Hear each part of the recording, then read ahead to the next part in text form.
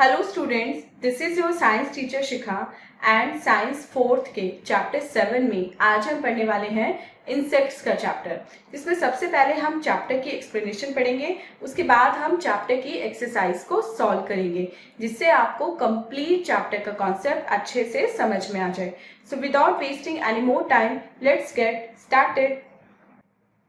So students, this is our today's chapter number 7 and the name of the chapter is insects। इस chapter में हम पढ़ेंगे insects के बारे में। तो सबसे पहले चैप्टर एट ए ग्लांस में देखते हैं आज हमें कौन कौन से टॉपिक पढ़ने हैं। Body parts of an insect, social insects, life cycle of a butterfly, useful insects, harmful insects and steps to get rid of unwanted insects. ये सारे टॉपिक आज हम अपने इस चैप्टर में कवर करेंगे।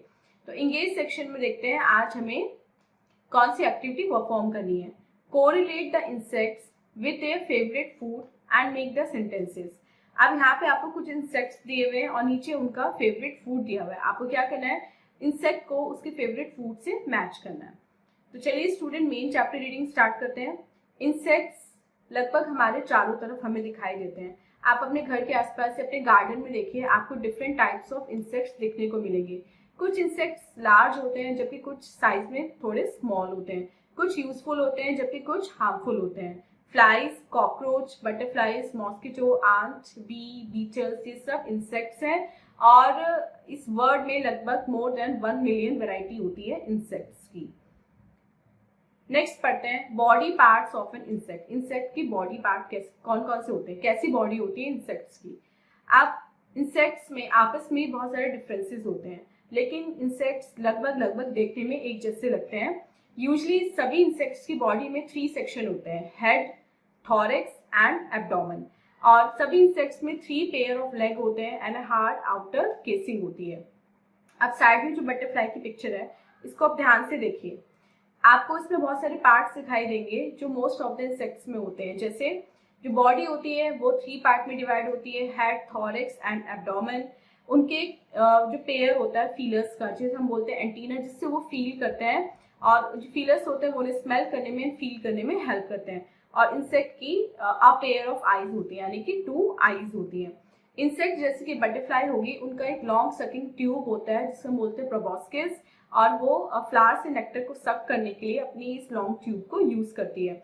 मोस्ट इंसेक्ट्स में 2 पेयर ऑफ विंग्स होते हैं। कुछ केसेस में, सर्टेन केसेस, केवल 1 पेयर ऑफ विंग होता है, जैसे कि हाउस फ्लाई के केस में। कुछ और अगर कैरेक्टरिस्टिक्स की बात करें तो कुछ इंसेक्ट्स में विंग्स नहीं होते, जैसे ant and louse wingless insects होते हैं। ऑल इंसेक्ट्स हैव 3 पेयर यानी कि 6 लेग्स होते हैं सभी इंसेक्ट्स में। इंसेक्ट अपने बॉडी पे जो टाइनी एयर होल्स होते हैं उनके थ्रू ब्रीथ करते हैं, जिनको हम बोलते हैं स्पाइरिकल्स, और वो उनकी बॉडी वॉल में प्रेजेंट होते हैं। और जितने भी इंसेक्ट्स होते हैं उनकी एक हार्ड आउटर कवरिंग होती है, इसको बोलते हैं क्यूटिकल। इंसेक्ट्स अपना क्यूटिकल पीरियोडिकली यानी कि सीजन वाइज छोड़ते रहते हैं, शेड करते रहते हैं, और उनका जो एक क्यूटिकल है वो जल्दी ही दोबारा ग्रो कर जाता है, डेवलप हो जाता है। दिस इज कॉल्ड मॉल्टिंग, इसे बोलते हैं शेडिंग यानी कि मॉल्टिंग। और बहुत से क्रिएचर्स ऐसे होते हैं जो इंसेक्ट के जैसे लगते हैं, लेकिन वो एक्चुअल में इंसेक्ट नहीं होते, जैसे spider, scorpion, centipede, millipede, snail, earthworm etcetera. ये वो क्रिएचर्स हैं जो हम अपने आसपास कॉमनली देखते हैं, लेकिन हम इनको इंसेक्ट की कैटेगरी में नहीं रखते हैं। नेक्स्ट पढ़ते हैं सोशल इंसेक्ट्स। सोशल इंसेक्ट्स मतलब कुछ इंसेक्ट्स ऐसे होते हैं जो हमारी तरह ही कॉलोनीज में या कम्युनिटीज में रहते हैं, उनकी भी हमारी तरह एक सोसाइटी होती है, इसलिए उनको बोलते हैं सोशल इंसेक्ट्स। ऐसे कुछ इंसेक्ट्स हैं आंट एंड बी। अब ऐसे इंसेक्ट्स की सोशल लाइफ होती है वो बहुत ज्यादा वेल ऑर्गेनाइज्ड होती है, एक सिस्टमेटिक पैटर्न में ये लोग रहते हैं, काम करते हैं। आप जितने मेंबर्स होते हैं इनकी कम्युनिटी के, उन सभी को अलग अलग काम दे दिया जाता है, सबको अपना अपना काम करना होता है। जैसे अगर हम आंट्स के एग्जाम्पल लें, चींटियों के एग्जाम्पल लें, जो आंट होती है वो अपने काम को अपनी कॉलोनी, आंट जहाँ पे रहती है उसको कॉलोनी बोलते हैं, अपनी कॉलोनी में सभी मेंबर्स को वो काम डिवाइड कर देती है। जो क्वीन आंट होती है, रानी चींटी होती है, वो अपनी पूरी लाइफ क्या करती है, एग्स देती रहती है, उसका काम होता है एग्स को ले करने का। और कुछ मेल आंट जो होती हैं, जो जिनमें विंग होते हैं, वो लेइंग एग करने में, मतलब क्यून आंट की हेल्प करते हैं एग्स को ले करने में। उसके अलावा thousands of wingless female worker ant होती हैं, वो फूड गैदर करती हैं, एग्स की देखरेख करती हैं और कॉलोनी को मेंटेन रखती हैं।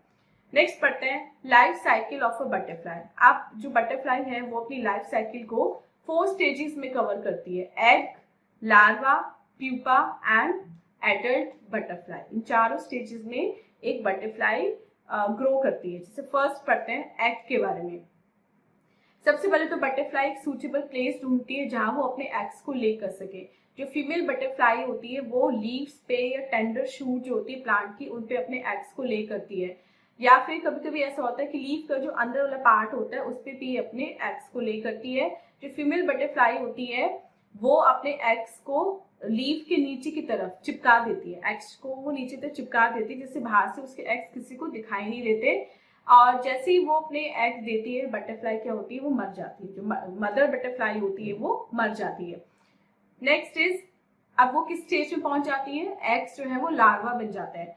सभी एग्स के अंदर एक कैटरपिलर ग्रो होने लगता है, ठीक है। 10 डेज के बाद कैटरपिलर जो एग था वो हैच कर जाता है और उसमें से एक छोटा सा कैटरपिलर निकलता है। अब ये कैटरपिलर जो है वो जिस लीफ पे चिपका होता है उस लीफ को ही खाता है, या फिर जो टेंडर शूट जिस पे वो होता है उस लीफ को खाता है। उसको धीरे धीरे एक न्यू स्किन मिलने लगती है। वो जब तक पूरा ग्रो होता है तब तक वो अपने स्किन के कलर को 4 टाइम्स चेंज करता है। इसको बोलते हैं माउल्टिंग।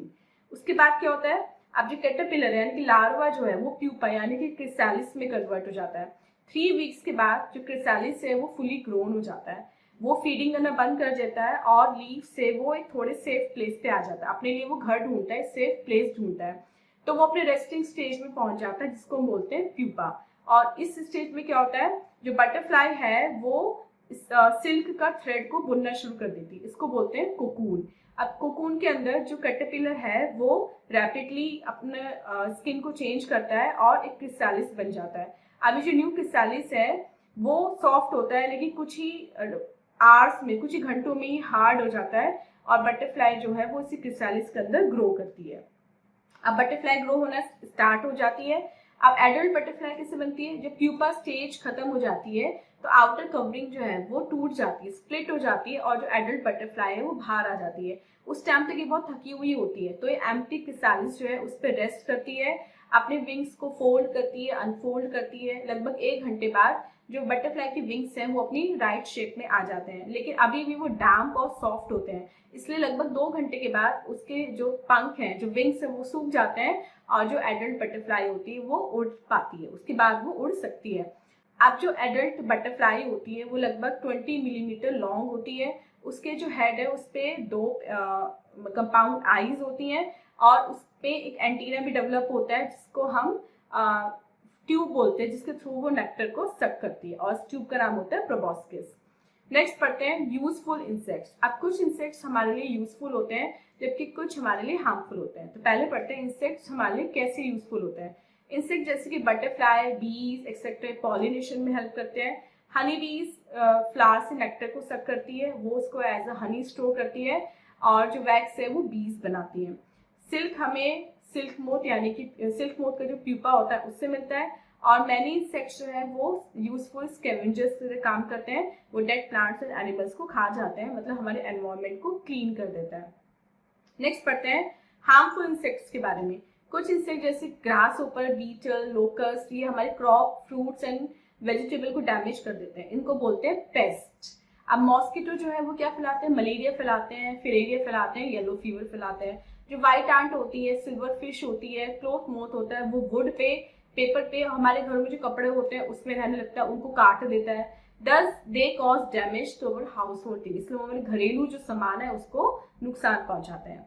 तो अब कुछ स्टेप्स पढ़ते हैं जिससे हम इन अनवांटेड इंसेक्ट से रिड पा सकते हैं, छुटकारा पा सकते हैं। हमें केमिकल जैसे कि डीडीटी या दूसरे इंसेक्टिसाइड जो हैं वो mosquito, cockroach, termite, house flies जहाँ पे भी रह सकते हैं वहाँ पे स्प्रे करना चाहिए जिससे वो वहाँ पे ना रह सके। हमें मोथ बॉल और या फिर ड्राइड नीम लीव्स रखनी चाहिए सिल्क और वुलन क्लोथ्स में जिससे इंसेक्ट्स उसमें ना आए। एंड जो हेयर है हमारे उनको हमें रेगुलरली क्लीन करना चाहिए, वॉश करना चाहिए और कॉम्ब करना चाहिए जिससे हमारे जो हेयर है वो हेल्दी रहे और उसमें जुए ना हो, मतलब जो लाउस है वो ना आए। सो स्टूडेंट, ये था एक चैप्टर। अब चलते हैं अपने एक्सरसाइज टाइम की तरफ और देखते हैं एक्सरसाइज सेक्शन में आज हमें कौन कौन से क्वेश्चंस मिले हैं। First is tick the correct option, इसमें हमें करेक्ट ऑप्शन को टिक करना है। फर्स्ट क्वेश्चन देखते हैं, insects have sections in their body, 3 sections. Feelers are also known as antennae. And third, the hard covering of insects is known as cuticle. B देखते हैं, fill in the blanks. Insects are found almost everywhere. Insects लगभग सभी जगह मिलते हैं. Second, insects have 3 sections in their bodies. And bees are social insects. Fourth, the social life of such insects is very organized, well organized. When she laid her eggs, the butterfly dies. And 6, the butterfly grows inside the cocoon. C देखते हैं, right, true or false. All insects have 3 pairs of legs. True, but not almost. So ये आपका false भी हो सकता है क्योंकि सभी insects की नहीं होते, लेकिन हम इसको बेसिकली जो है वो true ही मानते हैं. Second, the feelers are used for stinging. Yes. Third, all insects have a hard protective covering. True. Fourth, ants divide the work of the colony among them. True. And fifth, as the ants grow, its skin gets tight. True. So students, this was the chapter. I hope आपको complete chapter with explanation अच्छे से समझ में आ गया है. And this was our today's video. मिलते हैं अपनी next video में इससे next chapter के explanation के साथ. Till then, आप अपना बहुत बहुत ध्यान रखिएगा and bye bye.